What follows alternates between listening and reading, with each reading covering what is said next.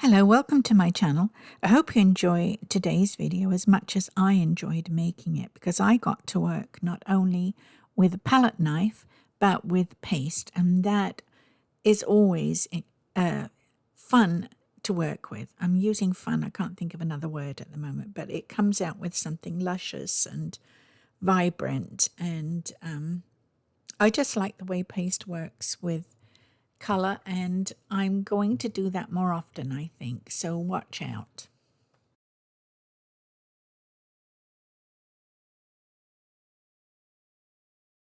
I was inspired to do this by my daughter, who asked me why I always painted blue hydrangeas, since she grew different colored hydrangeas in her garden, and there were several different colors to choose from. And so I took a look at some hydrangea photographs on images, Google Images, and saw she was right, and there were some really luscious colors to choose from. And I chose a pink, a gold, a blue, and a purple. I thought they would go very nice together. I did my drawing on a 9x12 canvas panel, and I started with the background. I usually do a blue and yellow background, which translates into greenish as it gets to other places on the canvas. And I did something similar today. I chose a sap green, and it's rather a dark sap green, darker than my usual brand, but I couldn't find sap green in my usual brand. So I had to buy another brand, and the green is a little bit darker, but the paste made it yellower. And so I used the green mixed with the paste in both cases, but I added more color, more of the sap green, to the darker side of the canvas, and I spread that dark color around a bit. I put it on the light side too, just to make it more cohesive somehow. Now, I've never taken instruction in using a palette knife. I think of it as spreading icing on a cake, and I do what pleases my eye. I like horizontal and vertical strokes in different places. So I do what pleases me, and that may not be necessarily the way to properly use a palette knife. I'm going to tell you that right now. I don't call these lessons or tutorials. I call them my sharing of my experiments. And that's exactly what it really is, because I just do my best to come up with something that I like in the end. And if I don't like it, I rarely show you, unless I think there's an interesting lesson to be learned. Then I'll show you my mistakes. I do my tabletops in raw sienna. I'm thinking of it as polished wood with a slight reflection of the vase. I do it in raw sienna and throw in a couple of other colors for interest. Basically, I sometimes put in French ultramarine blue, but not often. I usually put in raw umber and alizarin crimson. I like to get alizarin crimson in my paintings because I feel it perks the picture up a bit. I don't know what it is about alizarin. Maybe it's just because I like it. I like to get it into all of my paintings, especially my rose paintings. Didn't realize you could see so little of the bottom of the canvas, so you'll have to use your imaginations in this part. I think I show it to you completed close up, and you'll have to remember the colors that are in there if you're interested. So I'm going to cut the part you can't see out of the video. There's no point in leaving it, is there? Well, it wasn't much to cut out, only a few frames, and you can see the entirety of the tabletop now. I had a little trouble with the edge of my knife and getting lines into the paint, so I had to do my best to remove those, like I did it there.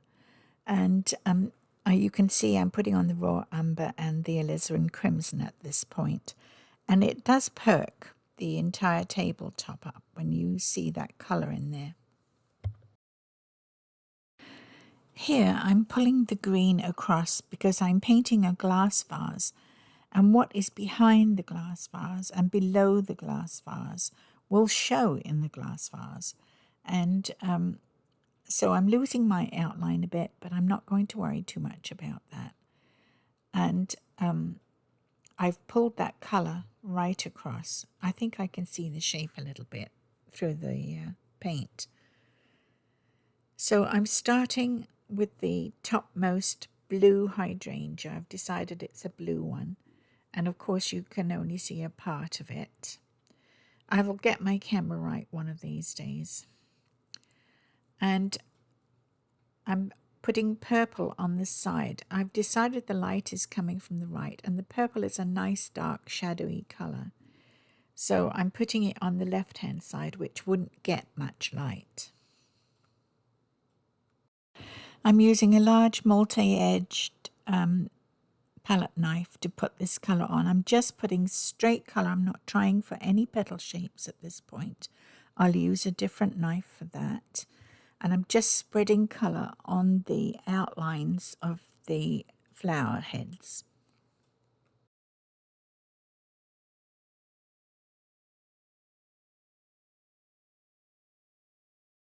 I'm not cleaning my knife off between each flower. I'm just dipping it into the coloured paste and pulling it onto the canvas. And the fact that it's mixed a little bit doesn't bother me, because when I was looking at Google Images, I saw that quite a lot of the hydrangeas had several different colours mixed in them. Not very much colour of one colour. Usually there was one basic colour and then touches of green, touches of blue, whatever colours around in them. So that's the effect I'm trying for. Here I'm pulling in the shape of the vase. I'm not too worried that it does not look transparent at this point. I'll work on that as I go along, and you'll see me add stems to the flowers. That will help with the transparency of the glass.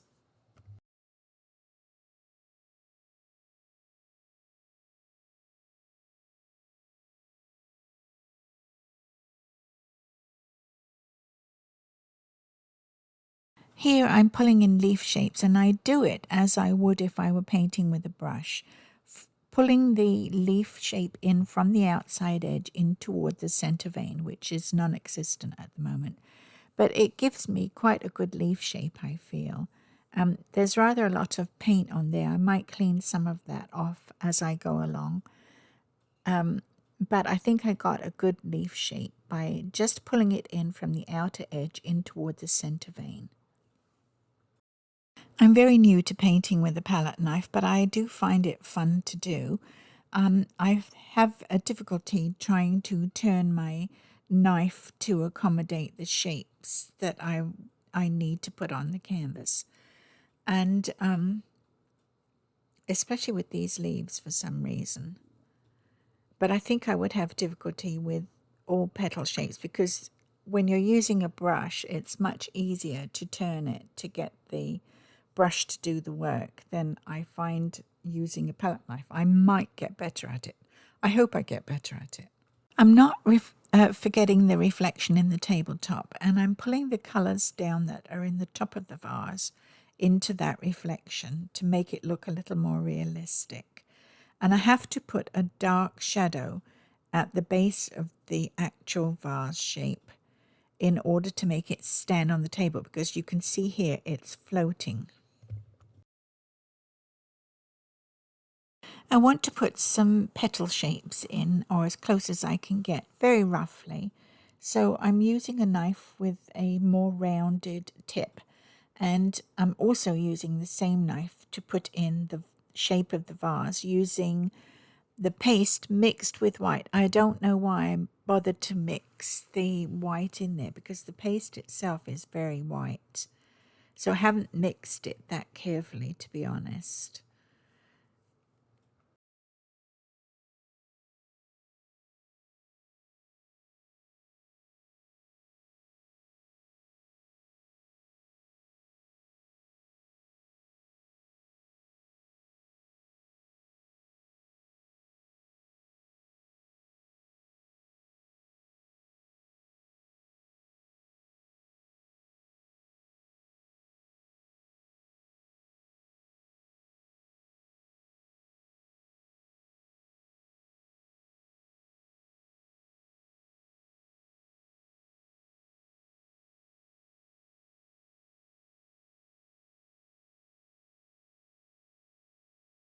For the side of the vase where the light is coming from, I use straight white, and for the reflected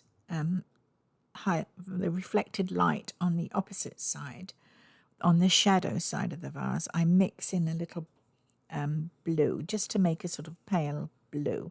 It's very little difference, but enough to show that it's not a direct hit of light. And here I'm putting French ultramarine blue, straight paint, no paste mixed in there, to put in the shadow base. And you can see that it sets it straight on the table.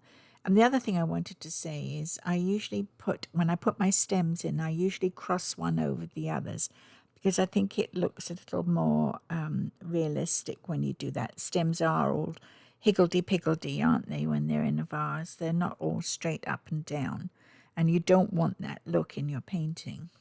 Well, you can see I've just touched in some petal shapes with the tip of my knife. I haven't tried for florets. I just didn't think I could do it. And so all I've got is petal shapes. I should have shown you this before. I'm working with 3 palettes of colour today, and I just couldn't get it all on one palette. Well, I keep dabbing away at it, and I'm quite pleased with the way this is coming along. I find if I put paste on and then colour, I can mix it right on the canvas, and it works well.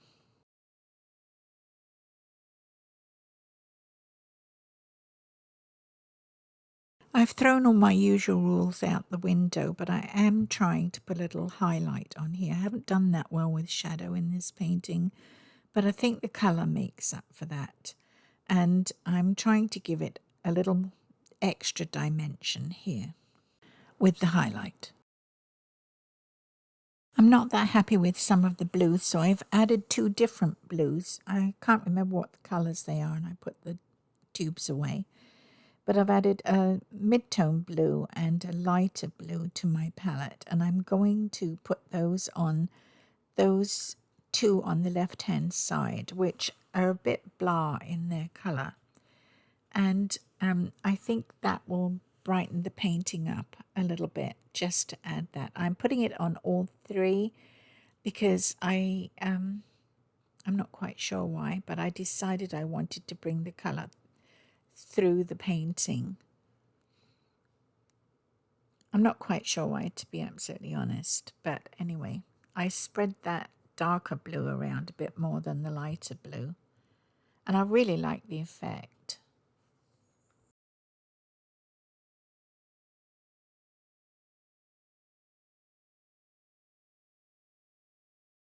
And a glass vase will pick up colour from whatever's inside it, so I've added some colour to the vase, mostly blues, and I'll add it to the reflection too in the tabletop.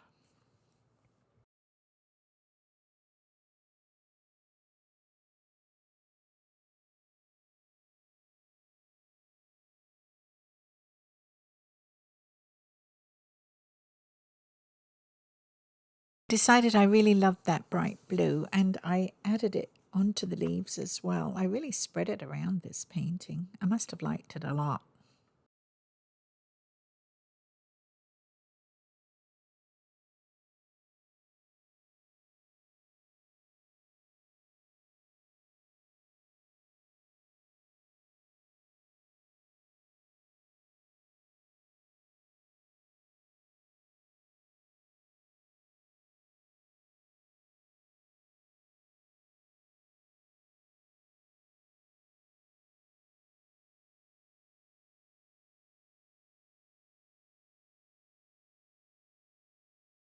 I added another highlight to the glass.